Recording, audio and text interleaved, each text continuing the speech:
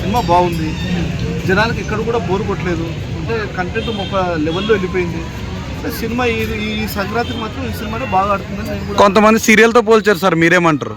Serial అంటే లోపల సీరియల్లో పోల్చారు, మీరేమంటారు? అట్లా కాదంటే జీ తెలుగు వాళ్ళు దీనికి స్పాన్సర్ ఓకే, అమౌంట్ పరంగా వాళ్ళు పెట్టారు. ఓకే, కాబట్టి వాళ్ళ ప్రమోషన్ మధ్యలో ఇచ్చుకున్నారు, వాళ్ళు ఓకే, సీరియల్ కొద్దిగా హైలైట్ చేసుకున్నారు. ఓకే, దానికి సినిమా వాళ్ళకి దానికి సంబంధం లేదు, వాళ్ళు ఎందుకు స్పాన్సర్ వాళ్ళు. కామెడీ టైమింగ్ అట్లనే జబర్దస్త్ లాగా అంటారు అన్న. ఓవరాల్గా ఒకటి సార్, కామెడీ టైమింగ్ కాదు కానీ చిరంజీవి చూడడానికి సంబంధం లేదు. ఎందుకంటే చిరంజీవి అనేది పాత రోజుల్లో 30-32 ఏళ్ళు 35 ఏళ్ళ వయసులో పాత సినిమాలు ఎలా ఉన్నాయో ఆ గెటప్ చిరంజీవి దీనిలో కనపడింది. నా ఉద్దేశం ప్రకారం అంటే హెయిర్ స్టైల్ కానీ ఆ గ్లామర్ కానీ ఎక్కడ కూడా తన ఏజ్ని కనపడి కూడా కవర్ చేసింది. ప్లస్ ఇంకోటి ఏంటంటే సెకండ్ హాఫ్ తర్వాత వెంకటేష్ ఎంటర్ అవుతాడు. వెంకటేష్ ఎంటర్ ఇంకో కొంచెం లెవెల్. వెంకటేష్ గారు ముందు చిరంజీవి గారు తేలిపోయారు అంటున్నారు, మీరేమంటారు? లేదు, లాస్ట్ ఇంటర్వల్ బ్యాంక్ తర్వాత వచ్చిన తర్వాత బాగా ఎంటర్టైన్ చేశాడు వెంకటేష్.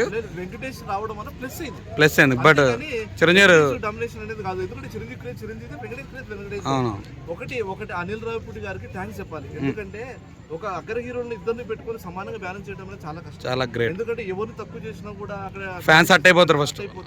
కాబట్టి ఇక్కడ వెంకటేష్ హైలైట్ చేయాలి, ఇక్కడ చిరంజీవి హైలైట్ చేయాలి. అందుకే ఆయన ఏం చేశాడు, వెంకటేష్ ని గౌడా కింద దింపాడు. కన్నడ భాష మాట్లాడడం వల్ల ఇంకా అయిపోయింది. ఇప్పుడు బెంగళూరులో కూడా టాక్ అదే అంటున్నారు, సూపర్ వీళ్ళు కన్నడ మాట్లాడడం వల్ల మాకు ఇంకా చూడబుద్ధి అవుతుంది, మాకు ఇంకా అభిమానం పెరిగింది వాళ్ళ మీద అంటున్నారు. అభిమానం పెరిగింది అంటున్నారు. కాబట్టి చిరంజీవి క్రేజ్ చిరంజీవి, వెంకటేష్ క్రేజ్ వెంకటేష్. కానీ ఇద్దరిని సమానంగా చూపెట్టడంలో ఆయనకు హ్యాట్సప్ చెప్పాలి. అనిల్ రావిపూడి గారు సమానంగా బ్యాలెన్స్ చేశాడు ఇద్దరిని. సాంగ్స్ అంటావా ఇంకా బాగా ప్రతి ఒక్క సాంగ్ ప్లస్ అయింది, కామెడీ కూడా బాగుంది. సగం సినిమా చూడడానికి చిరంజీవి కోసం వెళ్ళాలి, టికెట్ పెట్టిన దానికి. Chiranjeevi glamour, Chiranjeevi action moments బాగుంది. ఒకరి సాంగ్ ఒకరు చేసినప్పుడు మీకు ఎలా అనిపించింది? ప్యారడీలో ఏమైనా అనిపించిందా? అవునవును, ఎందుకంటే ఇప్పుడు ఆ సాంగ్ కి వెంకటేష్ ఎలా ఉంటుంది అనేది మనం కూడా రామచిలకమ్మ చిరంజీవి గారి సాంగ్ కదా చూసాం. ఆ సినిమాకు అదే పాటకు వెంకటేష్ ఎలా ఉంది అని మనం కూడా ఒకసారి చూసుకోగలిగాం. బాగుంది, మంచిగా ఉంది. ఓవరాల్ సంక్రాంతి ఉన్నారు మనశంకర్ వర ప్రసాద్ బాగా ఆడుతుందండి, అది కూడా 100 days ఆడుతుందని నేను అనుకుంటున్నాను. సో కలెక్షన్స్ వస్తుంది సార్, బాగా కూడా వస్తాయి. ఇంకా ఇప్పటికీ ఆన్లైన్ లో చాలా మంది టికెట్ బుక్ చేసుకుంటున్నారు. రేపు సంక్రాంతి నాకు తెలిసి ఇంకా హౌస్ఫుల్ అవ్వచ్చు. మ్యూజిక్ ఎలా అనిపించింది సార్? మ్యూజిక్ బాగుంది, సాంగ్స్ పిక్చరైజేషన్ ఎలా అనిపించింది? న్యాయపరంగా ఆయన చేశాడు, కానీ కామెడీ ఇంకా కొంచెం పెట్టింటే బాగుండేమో, ఇంకా కామెడీ పెంచుంటే బాగుంది. ఎందుకంటే F2 లో ఎలా ఉంది, నాన్ స్టాప్ కామెడీ ఉంది, దీంట్లో కొంచెం కామెడీ లెవెల్ తగ్గింది.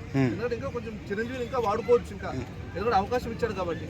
సాంగ్స్ పరంగా ప్లస్ అయింది, కామెడీ ఇంకా కొంచెం లెవెల్ పెరిగింటే బాగుంది. కథ కూడా ఆయన సినిమాల్లోంచి తీసిన బిట్లా అనిపించిందని పబ్లిక్ అంటున్నారు. అంటే అట్లా కాదండి, చిరంజీవి గారిని మొన్నటి దాకా సినిమాలు ఫ్లాప్ అయినాయి, కొన్ని సినిమాలు ఫ్లాప్ అయినాయి.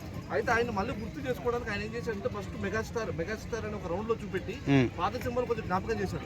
ఈ సాంగ్ పెట్టడానికి కూడా కారణం ఏంటంటే చిరంజీవిని గుర్తు చేసుకోవడానికి. వింటేజ్ చిరంజీవి అప్పట్లో చూడాలనుంది సినిమాలో, ఈ సినిమా అంత సాంగ్ కదా, చిరంజీవి సూపర్ ఉండేటోడు రాని గుర్తు చేసుకోవడానికి ఒక ట్రయల్ వేసాడు అంతే.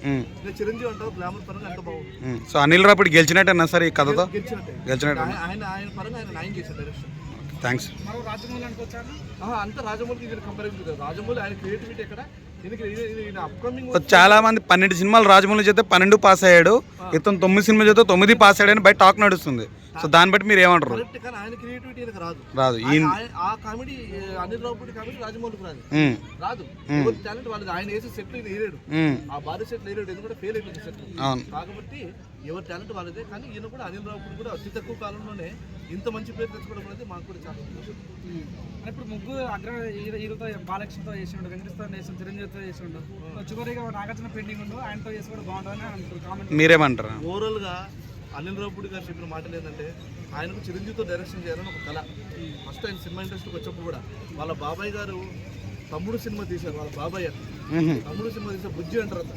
అయితే తమ్ముడు తీసే సినిమా అప్పటి నుంచి ఆయనతో చెప్పాడంట, నేను చిరంజీవితో సినిమా తీయాలనేది నా కళ అన్నాడు. చిరంజీవితో కళ అయిపోయింది.